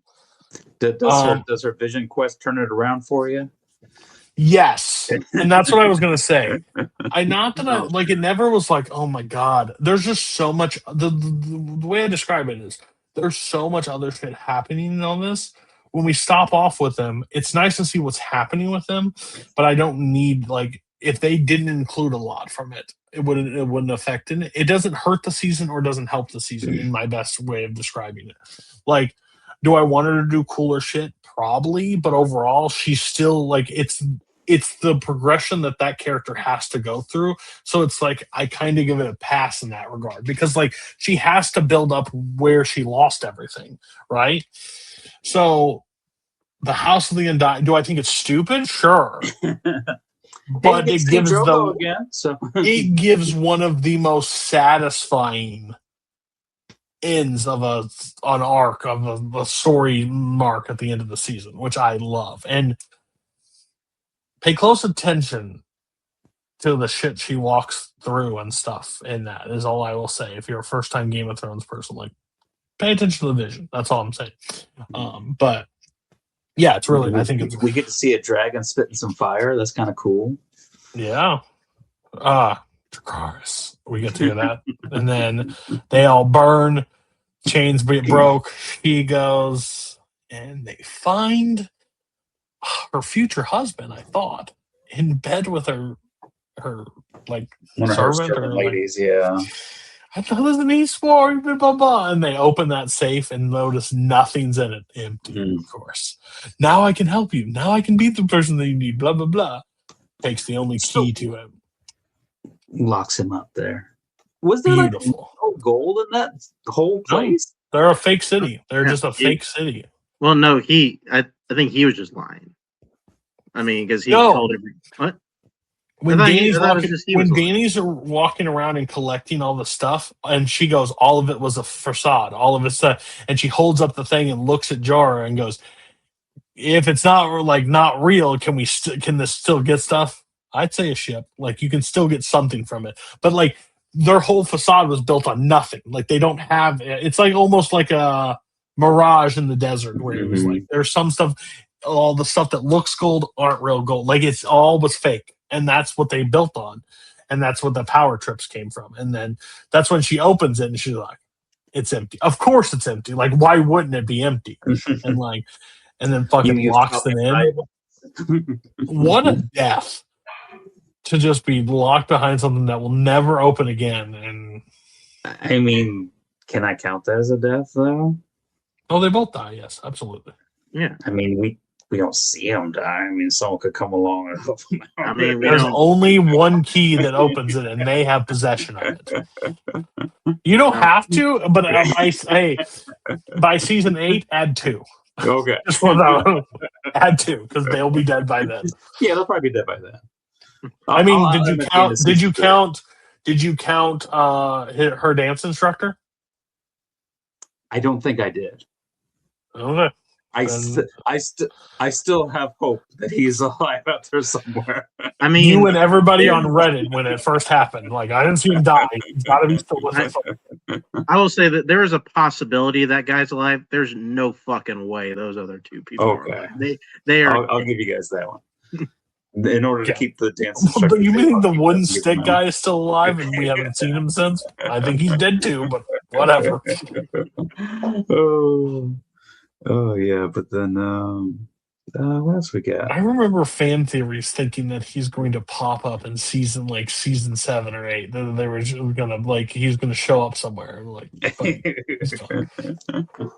do get a horde Bran and all them get to see him die before be with him before he dies because they return to Winterfell. He tells them to take him to the wall and be with John and stuff. Speaking of John, we got John is with Ygritte and all them, and the older Night's Watchman guy is like, "Hey, I'm gonna kind of hook you up with some undercover stuff," and they start fighting, and he lets John kind of kill him. If you kill me, Steppenwolf will think that you're with him, and let you join his wildling army. Yeah, I mean, I'm gonna die either way, but this way at least you have a shot. So it's good thinking. And then I think pretty much the end we have Sam and a bunch of them are still. Arya meets with Jagan again, and he tells her, "Hey, come to Bravos, and I'll complete your training there." She's like, "No, I got to go home and stuff." And he gives her the coin and all that stuff.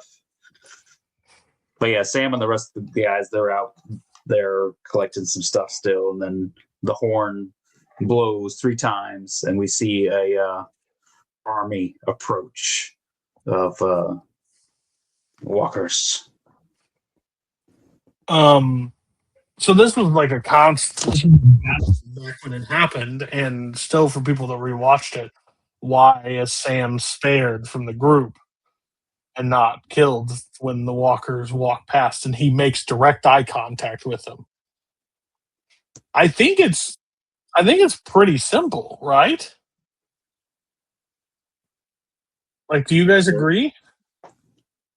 I love that. What's your reasoning? Yeah. Well, like, it's not about their mission. Is like their mission's like moving forward to like accomplish, like they're heading towards the thing. Like, they're not wasting it on one. Like, they're just to murder the one person to move on. Like, that whole scene is just to show how massive and how huge that army truly But if you kill him real quick, then he's part of your army now. I don't think they care about that. I don't think they care about that. Yeah, no. The moral of the story is no one wants Sam in their army. They like looked at him and was like, "Oh." Well, what do you guys think? Why do you think he is alive? Because the writers wanted to have like a cool thing to end the season. I think it's like George R. Martin didn't want to kill himself in his own book. Like that's my reasoning. That's fair. Oh yeah, but yeah, I think that's a cool little cliffhanger to end it on. I mean, it's no dragon or anything, but it's still pretty cool.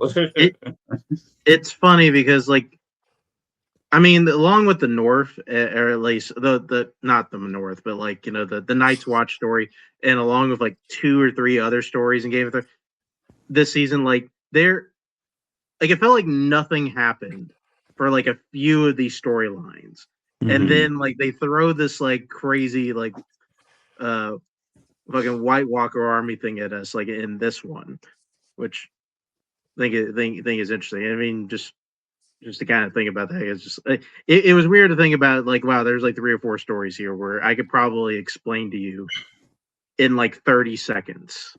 Like the entirety of what happens for one character this season. And like Yeah. you basically don't need to watch and you'd be caught up for season 3 when they come back. That's why it's always crazy when they do those, like they do like the breakdowns of like how many actual minutes of screen time like each character has each season. Yeah, And most of the characters crazy. only get like 40 minutes of screen time every season. That's crazy. Yeah. Like, even if you look at Ned from season 1, it's not Yeah. it's a lot, but it's not compared Yeah. to everything else. Okay. All right. Bad guy of the week. Do we have a nomination? Arya's been thrown out. I would throw Stan out. Because Stan from The Americans, who's got his wife leaving him, and he get like a counterfeit tape for his son, and then he like almost did treason, and he let Nina pretty much get shipped off to Russia. But counterpoint, he didn't do treason, and he unknowingly did the right thing because Nina was trying to fuck him over. Yeah, but he doesn't know that. He promised that he'd love Nina and he was going to protect her. You don't need to convince me very far and very hard to throw Stan in the fire. But I'll listen to arguments. Okay. Who won't get it? I have a nomination. Okay. Who you got? Dickie. Dickie kills multiple people, kills Raylan's aunt or whatever. Just causes so much fucking shit. Kills Ava. Almost kills Ava. He strings up Raylan and shoots hits him with Ava. a bat a few times. All the other people die. He gets to be safe. I mean, a lot of this stuff that happens is his fault because, like, he did a bunch of stuff towards the end of the season that kind of kicked off a bunch of the stuff. So I could also give a call for Stannis. Once your whole ships get fucking obliterated by fire that you did not foresee coming, to drive them back into the battle and still have a possibility of dying, all those people dying and not winning. Had more men than the if Tywin and them didn't show up, he probably would have won. I understand, but we come back another day. I'm trying to think. This may be. I don't think. I mean, I feel like if we're gonna nominate anybody from Game of Thrones, it'd probably be Catelyn again. But beyond like letting go Jane. We could nominate Rob too for breaking his word about marrying a Frey and marrying this other lady. No, in like a secret I do that ceremony. I do that. Put me as Rob. I'm doing it again. Doing it right now, over and marry over. her. You can just like have her with you. I don't know what the Frey girl looks like. I know what she looks like. I will die.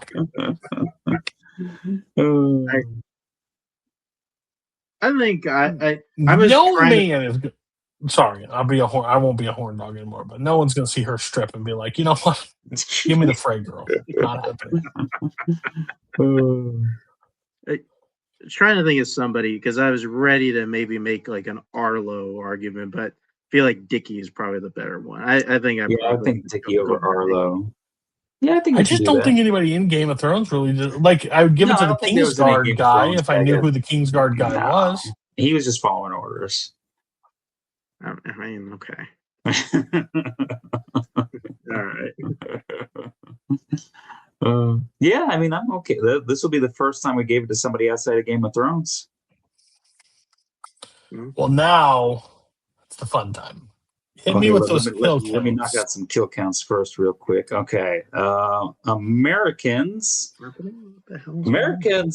a pretty good season this year. They got us up to 196 kills. Justified got us up to 56 kills. And Game of Thrones hates me. So this is going to be the first time I actually had to do some estimating on the kill count because Blackwater isn't really a clear, defined number, but did some research on the internet, came up with a good, I think, fair. So the Game of Thrones kill count is now up to 6,852. Fair enough. Yeah, I don't think that number will get too crazy anytime soon. No, not at all. All right. Well, we're gonna start with the Americans on. I'm loading it into serialized as we speak. We're going to start with the American season. Just a recap from our past episodes or past seasons. First place was Game of Thrones season 1 at a 4.5, Americans 3.75, and Justified season 1 at a 3.5. Wild. American season 2. Everybody hadn't seen this one, right? We are all in the blind. So it doesn't really matter. Yeah. Matt, I'm gonna let you start. That's a tough one because I think the first season is better. I feel like the first season had a better momentum going all the way through. This is still really good though. So I don't know if I want to give it the same score or go down a little What did bit. I give it last time? 4.5? You and I both gave it 4s, and Mark gave it a 3.5. Of course you would. I think I'm going to give this season a 3.5. Okay. I'm at a 4. I think it's on pace to season 1. I like all the character development. I especially like how it ended. Yeah, I wasn't bored for any of them. I think it's still 4. Okay. I should have given the first season a 4.5, but I can't go back in time, so it's a 4 point. It's a 4 and a 4. So I'm okay with watching either one of these seasons back to back again and be fine with it. Mark, is it better than last season, or are you going to give it a 3.5, or are you going to give it a 3 and be what? Honestly, I think I do like this season a bit more than season 1. Wow. I really like where the Stan stuff went. I think I really like the Nina stuff and I loved the Beecher stuff. The Beecher stuff was really awesome, and we got a solid mystery throughout this second season, and we got a answer to that mystery. That was something I legit didn't see coming, and they kind of threw a bunch of little red herrings in there to kind of throw us off the scent of it. I do think it's better. I think it's a 4. Definitely step up, and it can definitely keep ratcheting up for me. So this is fun. 3.75 is the score, tied with the first season of the Americans. I think it's lower than the first season of Americans. Anybody else want to fight for you? Mark says it's higher, so Matt, you have to be the deciding factor. Does it go above or below? Well, I already said it was lower. It's close, but yeah, just a smidge lower. Okay. I would think. All right, I'm getting this out of the way before anybody else talks for season 2 of Justified, okay?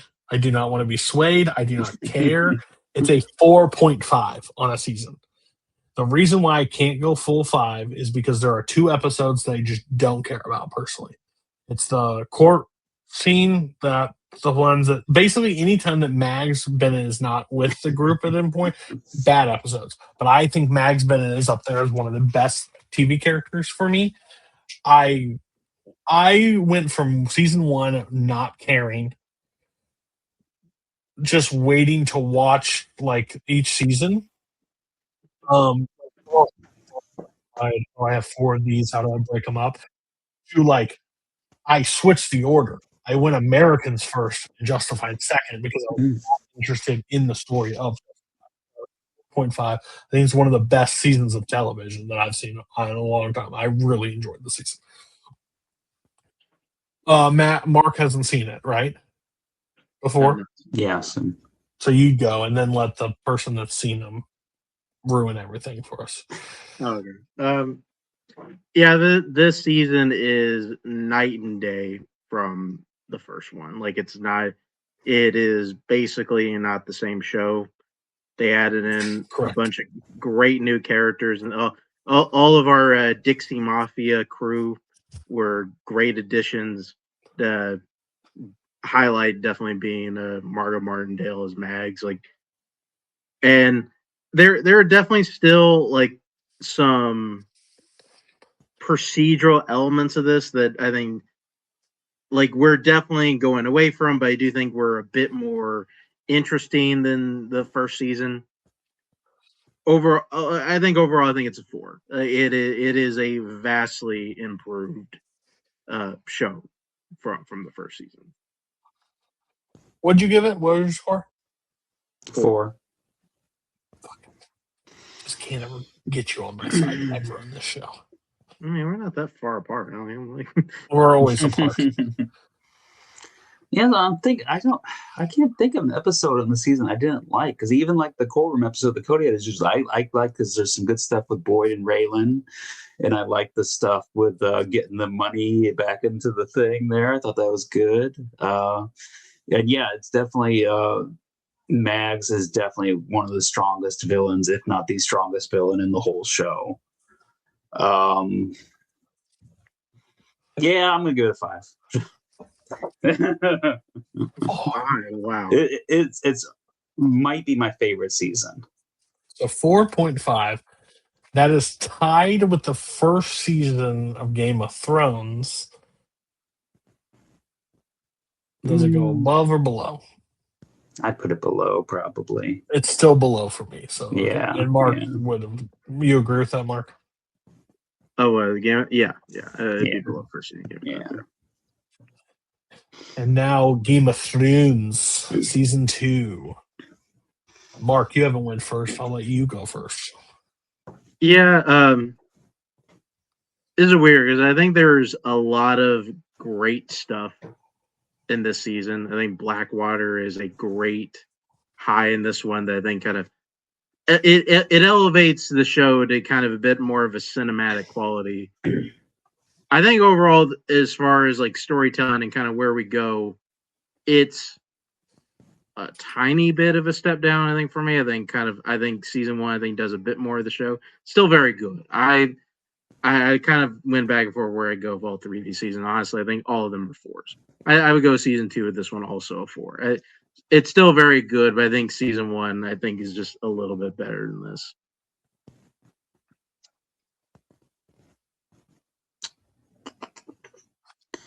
Yeah, I think I kind of agree with Mark. All the King's Landing stuff this season is fantastic.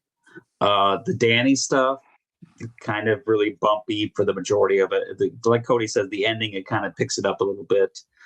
Even the stuff with the Night's Watch, though, I thought was kind of when they were at the Caster's Keep at the beginning for like the first half of the season was kind of rough. It bounces back a little bit when Ygritte shows up. But yeah, I'll give it 4 stars as well.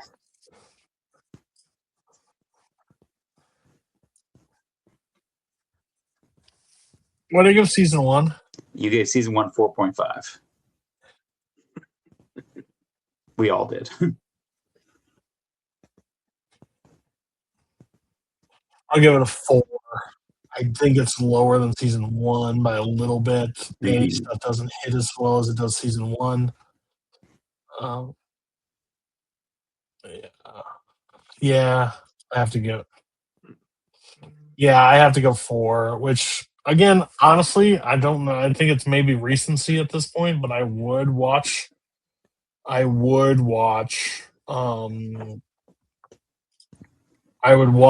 the season 2 of Justified right now again. Like I think I'm that high on that season. I'm sure Game of Thrones will bounce back. Yeah. All right. Well, that's the episode. Next week we're back to 333, I believe, as of right now. So it's season 3 of Game of Thrones Americans Justified. Once that is over, we will. Oh, not when that's over. Those 3. We'll be back next week with it. Peace out. Have a great night. When you play the Game of Thrones, you win or you die. There is no middle ground.